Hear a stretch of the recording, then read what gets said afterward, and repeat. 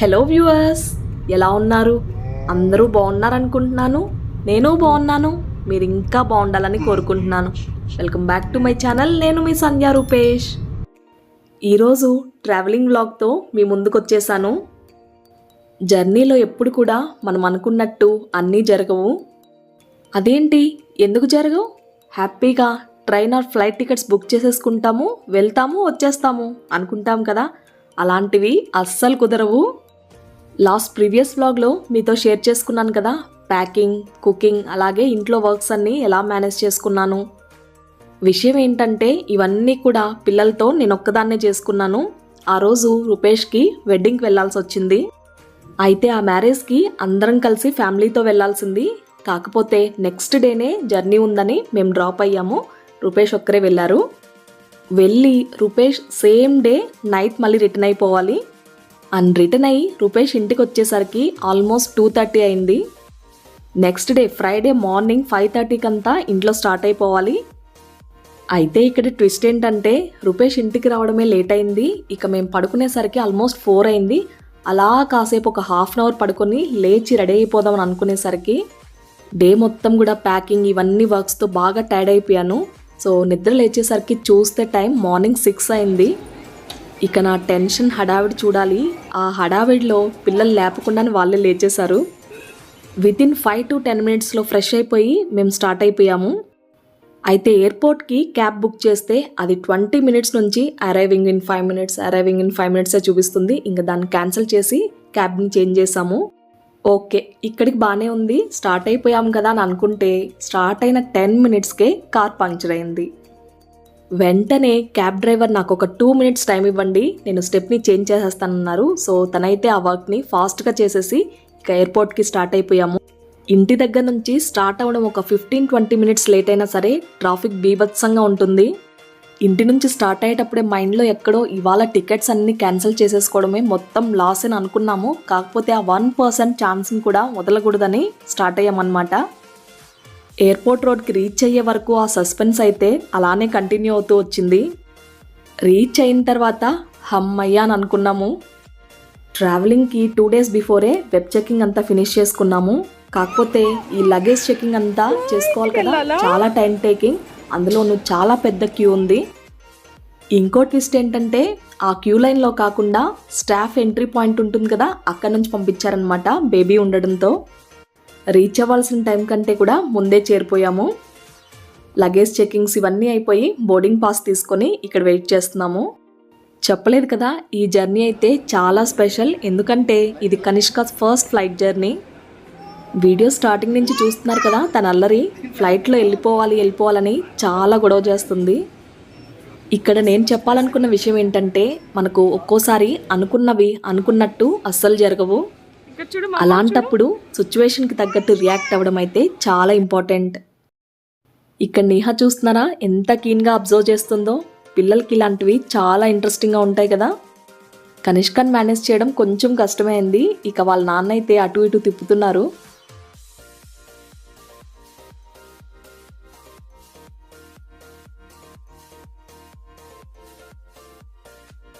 And ఈలోపు announcement ఇస్తున్నారు.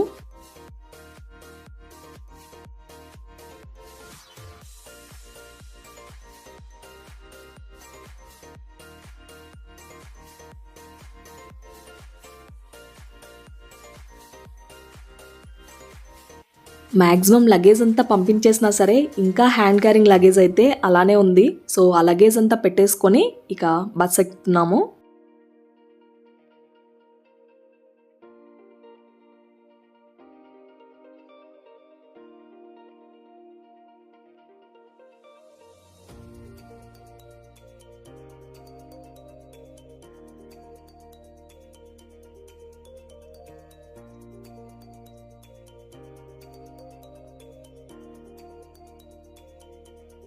ఇప్పుడు మనం వెళ్ళబోయే ఫ్లైట్ ఇండిగో.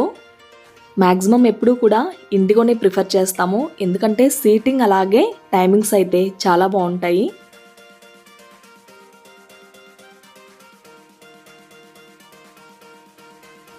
ఇక్కడ చూడండి, రూపేష్ పట్టుకున్నారని తను కూడా హ్యాండిల్ పట్టుకుంది. కనిష్కవి ఇవన్నీ కూడా ఒక మెమరీ లాగా ఉండాలని షూట్ చేశాను.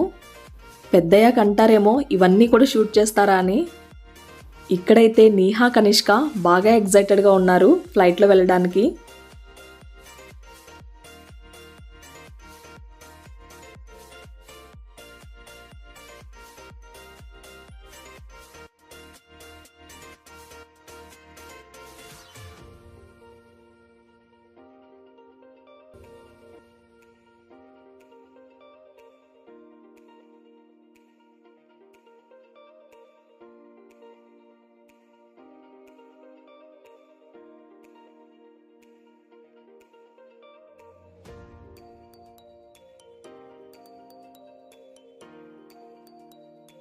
ఫ్లైట్ దగ్గరికి రీచ్ అయిపోయాము.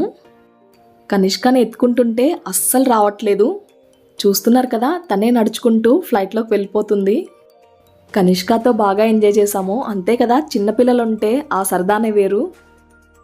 హే, here I am, my first step into the flight. మన సంధ్య రూపేష్ ఫ్యామిలీ బ్లెస్సింగ్స్ ఎప్పుడు పిల్లలపై ఉండాలని మనస్ఫూర్తిగా కోరుకుంటున్నాను. చూస్తున్నారు కదా, కనిష్క కోసమే ఆ సీట్ అలొకేట్ చేసినట్టు ఎలా కూర్చుంటుందో.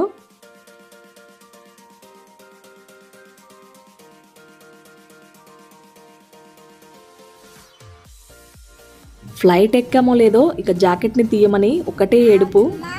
స్లీవ్లెస్లోనే ఫ్రీగా ఉండడానికి ఇష్టపడుతుంది. ఇక్కడ బుజ్జి బంగారానికి సీట్ బెల్ట్ పెడుతున్నారు. ఫ్లైట్ టేక్ ఆఫ్ అయింది.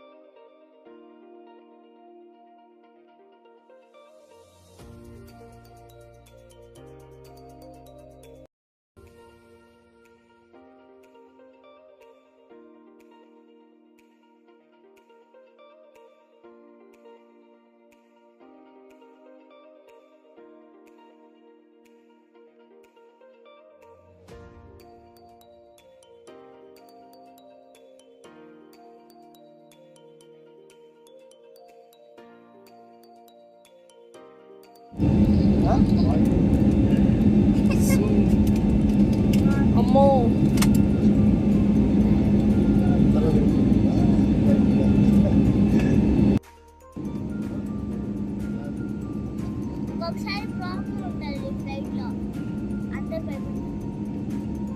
క్లౌడ్స్ని చూస్తుంటే నాకేమనిపించిందంటే అక్కడక్కడ దూదిని అలా వదిలేస్తే ఎలా ఉంటుంది అలానే ఉంది కదా.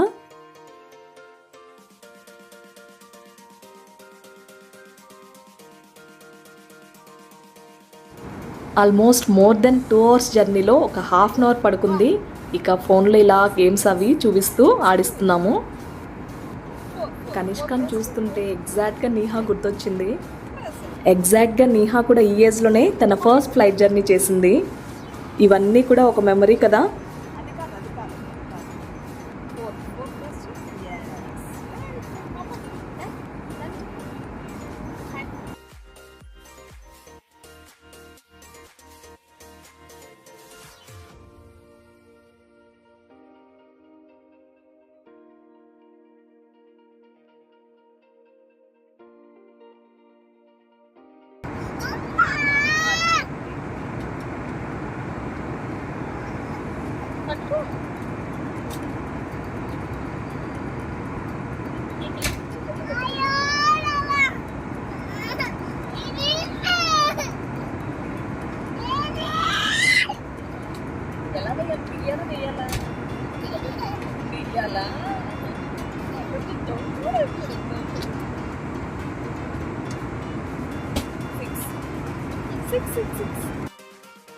వాళ్ళ నాన్ననైతే మాస్క్ అస్సలు పెట్టుకొనివ్వట్లేదు.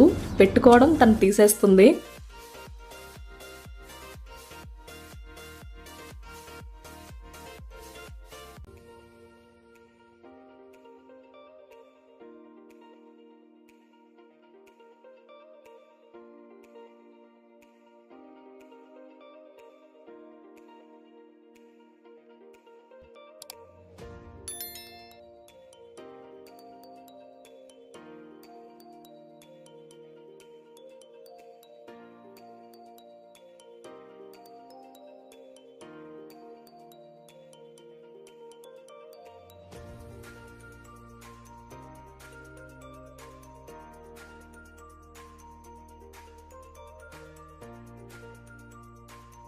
మార్నింగ్ అరౌండ్ 9:30 అవుతుంది. సో బ్రేక్ఫాస్ట్ కూడా చేయలేదు కదా, బాగా ఆకలేస్తుంది.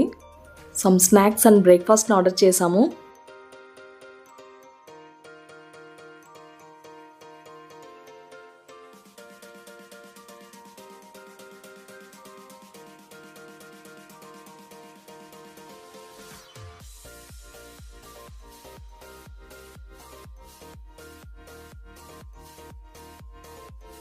డెస్టినేషన్ పాయింట్కి ఆల్మోస్ట్ దగ్గరలో ఉన్నాము.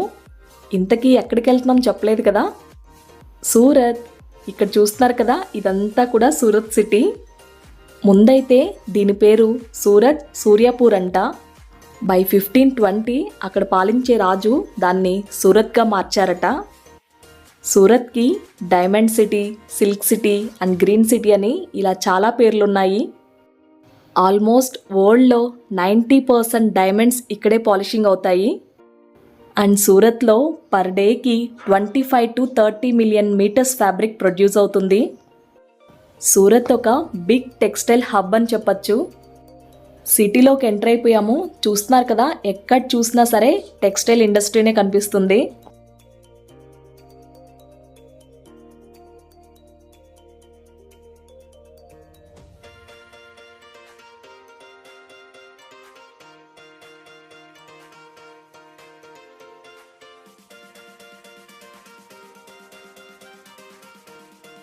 అరౌండ్ 3 to 4 కిలోమీటర్స్ సర్కంఫరెన్స్లో మనకు ఈ టెక్స్టైల్ మార్కెట్స్ అన్నవి లొకేట్ అయి ఉంటాయి. ఎయిర్పోర్ట్ నుంచి ఆటోలో వెళ్తున్నాము. అలా ఆటోలో వెళ్తూ టెక్స్టైల్ మార్కెట్స్ ఒకసారి చూసేద్దామా.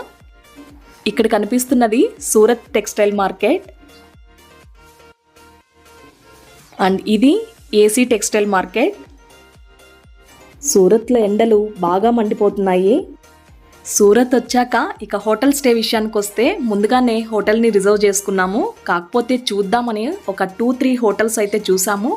అయితే చిన్నగా ఉన్నాయి, ఎక్కడ చూసినా అవే దొరుకుతున్నాయి. ఫైనల్గా ముందుగా బుక్ చేసుకున్న హోటల్కే వచ్చాము. సూరత్లో ఎక్కువగా ఆటో వాళ్ళైతే బాగా మిస్గైడ్ చేస్తారు అండ్ బ్లైండ్గా వాళ్ళు చెప్పినట్టు వినకుండా మన డెసిషన్ అయితే చాలా ఇంపార్టెంట్. సో చూసారు కదా ట్రావెల్ బ్లాగ్ టు సూరత్. సూరత్లోని ఫేమస్ ఫుడ్, షాపింగ్, ఇలా మంచి ఇంట్రెస్టింగ్ వ్లాగ్స్తో మళ్ళీ మీ ముందుకు వస్తుంది మీ సంధ్యా రూపేష్.